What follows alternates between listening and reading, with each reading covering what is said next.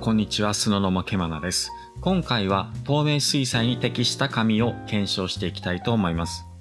僕はこれまでにこちらのチャンネルで水彩画のメイキングをご紹介していきました。水彩画の仕上がりは紙でほとんど決まると言えます。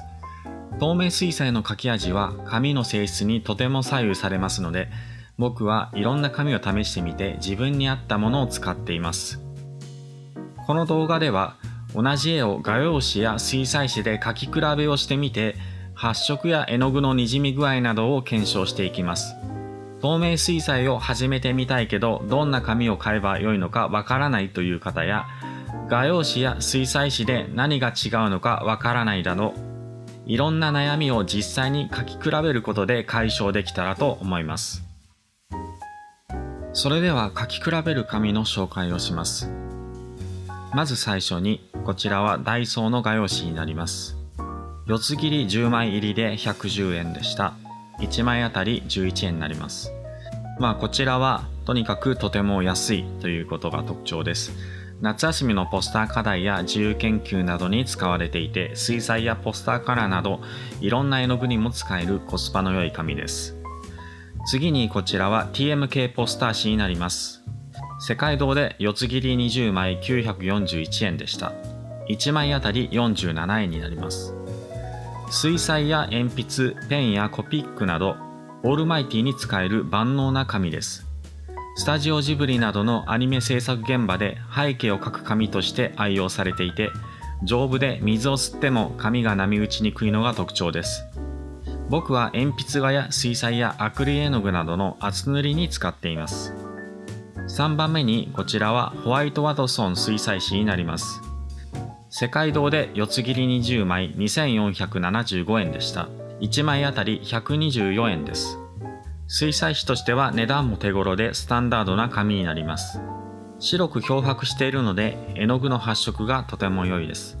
水彩紙にしては水の吸い方が緩やかなのが特徴です。最後にこちらはある種水彩紙細めになります。世界堂で中盤10枚で 13,860 円でした。四つ切りのサイズ換算で1枚約690円になります。言わずと知れた高級水彩紙です。手すきに近い製法で作られていて、風合いがとても良いです。水をよく吸うので湿らせて絵の具のにじみを使った水彩ならではの表現が可能です。個人的にはとても気に入っていて、水彩の時はこちらを使っています。ホワイトワトソン紙よりも表面が若干ボコボコしているので、筆のかすれを使ったタッチの表現も可能です。これらの4枚で書き比べをします。それではやっていきましょう。